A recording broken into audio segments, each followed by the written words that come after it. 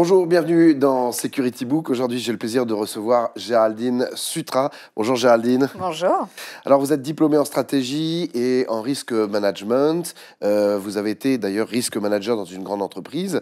Vous êtes aujourd'hui experte indépendante et vous épaulez les entreprises pour déployer ou redynamiser leur dispositif de management du risque et de contrôle interne. Et vous venez justement nous présenter un ouvrage en lien avec ça. Management du risque, une approche stratégique, et c'est chez Afnor Éditions. Alors, quels sont les profils concernés par ce livre ? Alors, il y en a plein. Oui, il y en a plein. Vous les énumérez d'ailleurs. Oui, exactement. Donc en fait, ce sont toutes les personnes qui sont concernées par la gestion du risque. D'abord les risques managers, mais aussi potentiellement les personnes en charge de la qualité. Ouais. Et puis de façon beaucoup plus générale, ce sont aussi les dirigeants, les directeurs. C'est-à-dire vraiment toute personne qui est amenée à prendre des décisions et qui est amenée en fait à peser le pour et le contre en se disant ok, face à une prise de décision, j'ai des avantages, mais il y a aussi des menaces. Et comment je fais mon choix ? Comment est-ce que je fais cette pesée ? Voilà. Donc en fait, l'idée du livre, c'est vraiment de permettre, de donner des outils, c'est une boîte à outils, pour permettre justement de peser les avantages d'une décision et potentiellement ses menaces. Les DRH sont inclus dans ces décideurs ? Oui, parce que c'est vrai que les métiers de la DRH, c'est aussi de la gestion des risques. Ouais. En fait, la gestion des risques, elle est vraiment au quotidien, elle est vraiment sur tous les métiers. À chaque fois qu'il y a une prise de décision et on se dit, OK, quels sont les avantages à y aller et potentiellement les inconvénients qui pourraient me retenir. Alors, le management des risques, c'est une méthode de gestion de risques qui permet d'identifier les risques qui pourraient toucher justement une organisation, l'organisation même d'une entreprise d'ailleurs, afin de mettre en place des actions très spécifiques dans le but de réduire l'impact. Alors, déjà, c'est quoi un dispositif management du risque efficace ? Alors en fait, c'est un dispositif qui est global, c'est-à-dire qui concerne toutes les personnes dans l'entreprise, à la fois du top management, de la gouvernance, mais aussi jusqu'aux collaborateurs.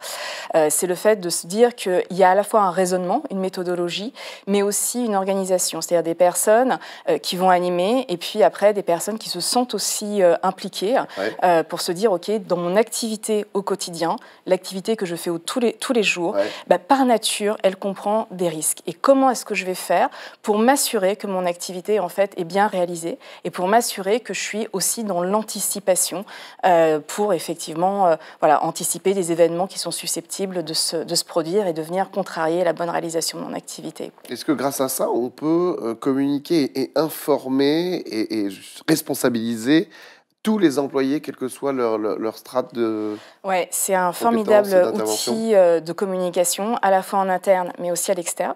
En interne, parce que ça permet de s'aligner, ça permet, vu qu'on part en fait des objectifs de l'organisation, ça permet de se dire, OK, qu'est-ce qu'il faut faire pour sécuriser en fait l'atteinte de ces objectifs. Donc c'est un formidable outil de communication, on s'assure du bon alignement de tout le monde.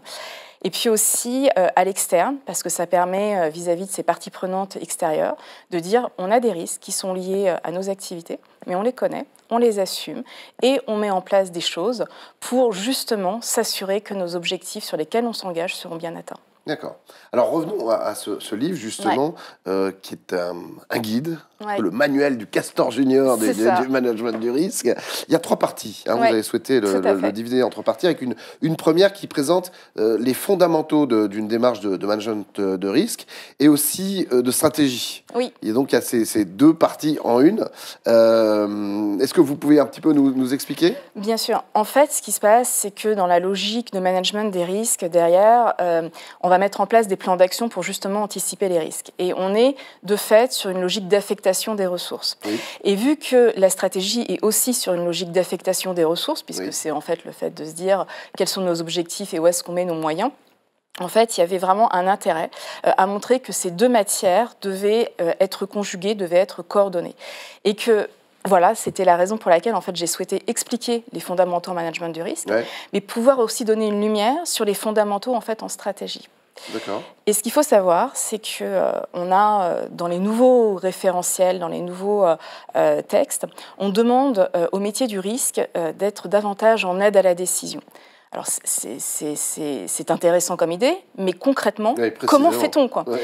D'où l'idée, en fait, de ce livre, Ouais. qui est véritablement cette notion de boîte à outils, cette notion de manuel, Ouais. pour pouvoir se dire, OK, concrètement, comment est-ce que je me positionne en aide à la décision? Comment est-ce que je suis sur cette dimension de business partner qui est demandée justement par les nouveaux référentiels? Et dans cette boîte à outils, eh bien, il y a entre autres comme outil la cartographie des Oui. risques. Oui. C'est quoi exactement et comment elle se réalise, cette cartographie? Alors en fait, la cartographie, c'est vraiment pour donner une vue d'ensemble de tous les risques de l'organisation. Parce que chaque métier a des risques différents, on imagine. Exactement. Donc en fait, vous pouvez la faire à différents niveaux. Ouais. Soit vous pouvez la faire au niveau du métier, vous pouvez la faire au niveau d'une entité, mais aussi on peut la faire au niveau de l'entreprise dans son ensemble. Et ça permet pour les dirigeants de donner, ou pour les directeurs, de donner une vision sur la vingtaine de risques macro de son organisation, que ce soit des risques financiers, des risques juridiques, des risques opérationnels, bref, des risques véritablement de toute nature. Ouais. Et en fait, ça permet de se dire sur ces différents risques, quels sont les risques qui sont critiques, sur lesquels je dois être présent, sur lesquels je dois mettre justement des moyens au regard de ce que j'ai décidé et au regard justement de ma stratégie de traitement. Vous apprenez à faire une cartographie, justement, ou pas? Oui, alors Parce en que fait... les décideurs ne savent pas les faire, a Alors, priori? ça demande en fait une méthodologie et ça demande aussi des bonnes pratiques. C'est-à-dire Ouais. qu'en fait, il y a des standards de la profession parce que justement, les parties prenantes extérieures s'attendent à trouver des points de repère. Et du coup, dans mon ouvrage, j'indique effectivement comment faire pour faire cette cartographie, mais comment faire pour faire une cartographie utile. D'accord. C'est-à-dire, c'est pas seulement une cartographie, une fois qu'elle est faite, on la met dans un coin, sur un coin de bureau. C'est une cartographie qu'on va utiliser après et qu'on est justement sur cette dimension d'aide à la décision. D'accord. Dans la deuxième partie, Ouais. vous faites un point assez précis sur, justement, c'est marqué ici, je ne sais pas si on le voit, la norme ISO 31000, Ouais. 2018 même, très précisément. Quel changement avec cette norme? Alors en fait, c'est une norme qui est justement sur le dispositif global de management du risque, qui dit comment faire pour mettre en place un dispositif. Et en fait, il y a eu des grosses modifications en 2018 parce que c'est une norme qui invite à se mettre davantage en lien avec la stratégie de l'organisation. Et si on peut résumer pour ceux qui ne savent absolument pas ce que Ouais. c'est que la norme 31000 déjà, Ouais. En c'est fait, quoi? la norme 31000, c'est la norme de management du risque. Ça explique comment mettre en place un dispositif avec à la fois des éléments de principe, des éléments de méthode, c'est-à-dire concrètement comment je fais ma cartographie, et puis les éléments aussi d'organisation, c'est-à-dire en fait les rôles et responsabilités, qui fait quoi. Donc la norme, elle pose ça, mais forcément, elle a un caractère générique, en fait, la norme, puisque elle s'adresse à tout le monde, que ce soit des entreprises du secteur public, du secteur privé, des petites entreprises, des grosses entreprises, donc elle s'adresse à tout le monde. Donc ça veut dire qu'il y a aussi un effort, en fait, à faire en interne de déclinaison. Et du coup, moi, dans mon ouvrage, donc, je reprends cette norme, je l'explique, parce que ça reste un référentiel, ça reste un principe de bonne pratique, donc ça qu'on s'attend à retrouver. Et du coup, je donne des éléments pour justement la mettre en œuvre de façon concrète. D'accord, donc cette norme évolue chaque année? Alors, c'était la dernière datée en fait de 2010. D'accord, donc, ouais, pas du tout alors. Ouais. Et en fait, dans les gros changements qu'il y a eu en 2018, c'était justement d'augmenter l'implication de la gouvernance. Et de se dire, à un moment, ça ne doit pas être un dispositif administratif, ça ne doit pas être justement une cartographie sur un coin de bureau, mais il faut véritablement que ce soit un dispositif qui vive, qui soit utile. En fait, derrière se dégage l'idée de valeur ajoutée, démontrer votre valeur ajoutée. Ouais. C'est quand même un beau challenge pour les risques managers quand on vous dit ça. Donc 2010-2018, il y a eu quand même quelques années entre les deux. C'était important de faire un point spécifique là-dessus. Exactement. Et dans cette deuxième partie également, vous permettez aux lecteurs de s'approprier les bonnes pratiques, mais également de challenger sa méthodologie de réalisation des cartographies. Oui, parce qu'en fait, il peut très bien y avoir des personnes qui démarrent. Et puis, il peut très bien y avoir des personnes qui ont mis en place leur cartographie il y a quelques années. Et puis, à un moment, ils ne sont pas forcément très satisfaits. Ils se rendent compte que c'est un document qui reste sur un coin de bureau. Alors, comment vous les challengez? Alors, justement, c'est le fait de se dire, à un moment, est-ce que vous avez fait ce qu'il fallait faire? Est-ce que, des choses toutes simples, est-ce que vous avez été voir les opérationnels? Alors, il y a des cas pratiques. Il y a des témoignages de personnes, effectivement, qui ont mis en place ce dispositif. Ou alors, des témoignages de gouvernance, en fait, de dirigeants dirigeants, de directeurs qui se disent, mais moi en tant que directeur, voilà ce que j'attends pour que ça me soit utile, pour que la fonction de risk manager me soit utile, voilà ce que j'attends. Donc du coup, ça donne en fait un éclairage sur cette idée de valeur ajoutée. Des études de cas également? Oui, exactement, des études de cas. Donc ça reste très concret. En fait, il ne faut pas que le risk manager et les métiers du risque restent enfermés sur leur expertise. C'est un peu notre risque à nous.